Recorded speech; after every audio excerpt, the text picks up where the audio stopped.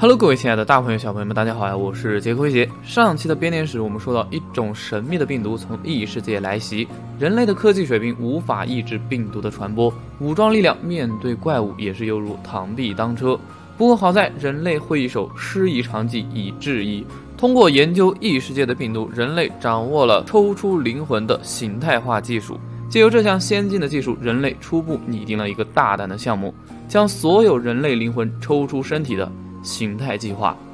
当然这个庞大的计划也是逐步完善的，我们接着上回来说。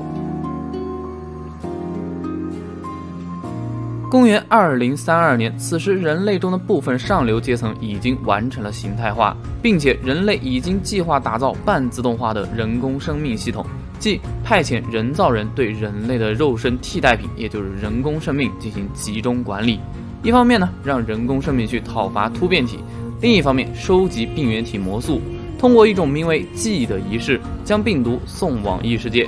说白了呢，就是跟病毒死耗。等到时间久了呀，病毒全都送走了，突变体也讨伐完了，形态体的人类再回到对应的人工生命体当中。这里值得一提的是，人工生命并非经久不衰，而是也会成长并且死亡的。在设定集的年表当中补充了一个细节，那就是人工生命死亡后会再度读取其对应的形态体的记忆，然后重新复活。另外，在小说《形态计划回响录》中的双子之章提到了，在人工生命的众多管理者其中之一尼尔村子的波波拉所在的图书馆的地下便有一座用来复活人工生命的祭坛。除此之外呢，图书馆地下还有直接连通魔王城的地铁。在尼尔的1代游戏本体中，其实刻意避开了一些有关现代建筑的场景，比如在信田和磨的美术集，我们可以看到在魔王城的早期设定图中，其实四周存在着大量的现代高层建筑的残骸。好了，我们这里还是说回21世纪。形态计划虽然设想的很完美，但是在计划的最终阶段，想要将全部人类的灵魂回归人工生命，需要产生巨大的能量。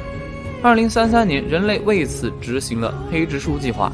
在设定集小说《一个不留》当中，讲述了有关13本魔法书诞生的故事。上回我们说的哈梅尔机关，也就是培养年轻人打疫苗上战场杀怪的组织，突然给了年轻人提前退伍的机会，说是只需要参与一个实验，不仅衣锦还乡，还能腰缠万贯。但是哪里有这么好的事儿呢？13个被选中的倒霉蛋悉数变成了人脸作为封面的魔法书。在设定集中，我们可以看到早期对13本魔法书确实有比较详尽的设定，但是在正式版的游戏中，我们能看到的就只有白、黑、红3本。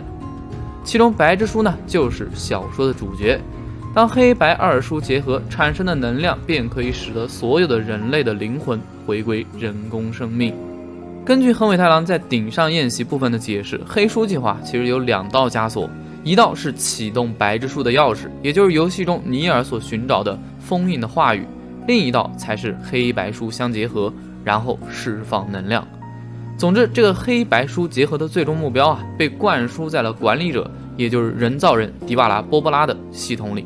所以在游戏中，尼尔村子的这对双子一直致力于这个计划的顺利实施。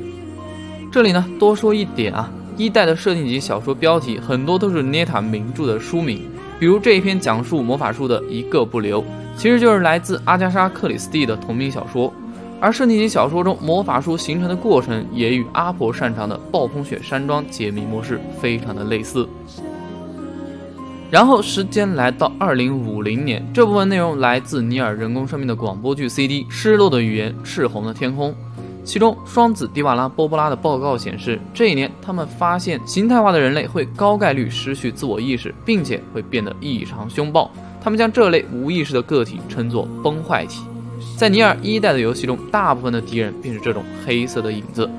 为了解决崩坏的问题呢，需要从绝对稳定的形态体身上抽取 DNA， 其中的魔素可以生成抗体模板，从而提供给其他形态体以保持稳定。为了寻找这样的可以持续提供 DNA 的稳定形态体，政府开始向穷人们发放黑之书，触碰黑之书的人将会被强制形态化，而负责实施这项残暴任务的组织正是哈梅尔机关。这一年的1月24日，人类尼尔的母亲刚刚过世，尼尔埋了亲妈，在东京的代代木地区开始和妹妹优娜相依为命。另一边，第13次十字军远征的功臣卡利患上了战后 PTSD， 时不时呢在家里数落自己的孙女凯宁。而国立兵器研究所中的艾米尔，经过改造的他不会长大，也不会衰老，因为眼睛的石化能力，每天都戴着眼罩度日。某一天，研究所来了一位不速之客，新宿地区防备队的队长，同时也是特殊生物对策科的科长游良正义。他表示政府要完全接手研究所，并且急需7号实验体，也就是艾米尔。原来日本政府在运输红眼样本的时候发生了意外事件，所以他们决定用7号的石化能力镇压目前处于失控状态的红眼。而此时失控的红眼正带领着突变体在新宿、涩谷以及中野等地区肆虐。卡利为了保护自己的宅邸不受怪物侵袭，寻求游良的帮助。因为卡利不仅私下里资助国立兵器研究所的研究项目，与游良正义还同是政变组织龙之会的成员，所以也算是互有把柄。游良正义不情不愿，派了当时最先进的机器人 P-22 前往卡利的宅邸。后来庭院中的凯宁偶然发现了一个走失的小女孩，正是在混乱中与尼尔分开的尤娜，而尼尔也根据路人的指引来到了宅邸。实际上，游良打算借这一次红眼之乱除掉卡利，他将红眼特意引到卡利的宅邸，并且 P-22 根本打不过红眼。此时游良带着艾米尔赶到，但艾米尔不想伤及无辜，偏偏不睁开眼睛进行石化。随后卡利被红眼无情的杀害，领便当之前告诉了凯宁有关他的身世。原来凯宁是一位基因婴儿，是突变体的基因与卡利相结合的产物。得知真相的凯宁呢，陷入了暴走，几拳头就抡死了红眼。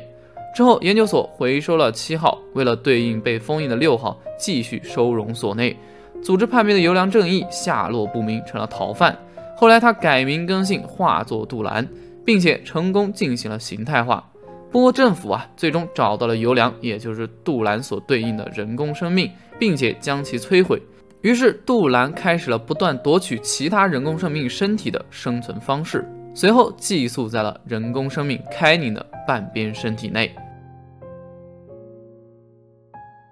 3年后，也就是2053年，根据设定集年表后的某新闻记者的取材记录，此时政府依然在进行着伪装成健康检查的黑蜘蛛分发，也就是说，直到此时，他们依然没有找到提供稳定魔素的形态个体。这一年的夏天呢，天空中漂浮着白色的岩块，仿佛白雪一般。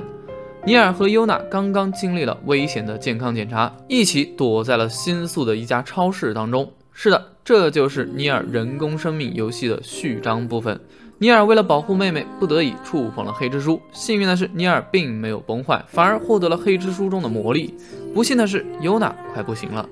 此后，哈梅尔机关发现了稳定的形态体尼尔，并且与他进行了接触。直到2058年，5年间，尼尔都与黑蜘蛛一同行动。黑蜘蛛呢是会说话的，在编程时就被设定为完全服从于人类尼尔。这个设定一直延续到了游戏的正片当中，并且此时的尼尔身上出现了黑色的文字，也就是广播剧 CD 封面上尼尔的模样。5年间，虽然政府提供了最先进的治疗方案，但尤娜的病症并未好转，尼尔的心态呢也略显波澜。于是政府给了尼尔一个约定，他们保证冷冻尤娜的身体1000年，而作为代价，尼尔需要持续提供魔素，以保证其他形态体在形态计划的阶段保持稳定。政府的说法是，1000年以后，病毒或许早就已经没有了，并且随着科技的发展或许已经有了能够治疗尤娜的更先进的方案。在尼尔的心中呢，妹妹即是一切，所以他答应了政府所开出的空头支票。26XX年，地球产生了巨大的变化，地轴倾斜，地球被潮汐锁定。简单来说，就是地球停止了转动，被泾渭分明地分成了黑夜与白天的2个半球。在设定集顶上宴席的提问部分，横尾直截了当地肯定了这样的设定。所以在1代的游戏中没有任何一处黑夜的场景，因为太阳根本就不会落山。酒馆中的迪瓦拉也说道，无论什么时候喝酒都一样，因为太阳一直都悬挂在那。 DLC 15梦魇中也有地球停转暗示的话语，灾难将世界一分为2，没有白天的世界与没有夜晚的世界。设定集小说《红与黑》中也有相关的描述，说是传说过去曾经有夜晚天空会变漆黑的时候，尼尔感叹那该多可怕呀，因为魔物在没有阳光时便可以为所欲为。另外，这个在游戏开发中可以偷懒的设定一直延续到了2代自动人形。在2代中，地球被分成了昼之国与夜之国，相关的细节呢，之前的视频也说的够多了，这里就不再多说了。关于地球停转的具体时间在2020年 Nico 会员独占的尼尔直播活动中确认了其发生的年份为26XX年，也就是在尼尔人工生命游戏序章之后正片之前，可以理解为形态计划执行的早期阶段。具体呢是出于什么原因就不得而知了。随后的时间里，世界维持着人工生命系统运行，众多的双子型号人造人管理着各自片区的人工生命，安排他们讨伐突变体，收集病毒，送往异世界。而人类尼尔，也就是游戏中的魔王尼尔，在这个阶段不断地向其他沉睡的形态体提供魔素，但计划终究还是迎来了变化。2764年，人工生命萌发了自我意识。从形态计划回响录中，我们可以看到，双子的应对方式是杀掉萌生自我意识的人工生命，然后再度复活。所以在1代的游戏中，只有主角尼尔的样貌前后发生了变化， NPC 等其他的角色均没有变化。不得不说，这些设定还真是给开发人员省心省力公元3000年，不同地区的人工生命形成了不同的文化，比如游戏中沙漠地区纪律严明的假面之国就是鲜明的例子。3288年，1000年之期已过，政府的空头支票果然是空头。人类尼尔也终于发现日本政府他喵的不靠谱于是尼尔的魔素供给出现了偏差，大量的形态体在这一年苏醒，其中有不少形态体不能保持稳定，逐渐崩坏，于是就成了尼尔1代游戏中的大部分敌人。这些可怜的崩坏体也被人工生命们视作了魔物。3300年，形态体与人工生命之间的战争正式打响，人类尼尔也终于意识到，想要拯救妹妹似乎还得靠自己。他决定自己去寻找尤娜的人工生命，然后将形态尤娜与之结合。3465年，人类尼尔取得了黑之书的原本，而机缘巧合的是，白之书的封印居然也意外的被人解开。是的，这个人便是游戏中玩家操控的主角人工生命尼尔。为了拯救人工生命尤娜，在十之神殿解开了白之书的封印，导致白之书失去了记忆，忘记了自己的使命。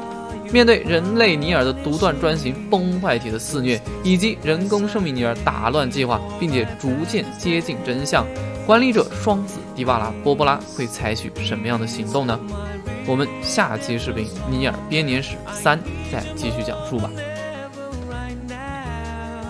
还是那句话想要事无巨细的梳理尼尔的故事并不容易，因为这些信息不仅分散，有些还特别难注意到。视频制作不易，还希望大家多多3连了。那么本次的视频呢，就到这里了。我是杰克威胁，愿人类荣光永存。我们下次视频再见了。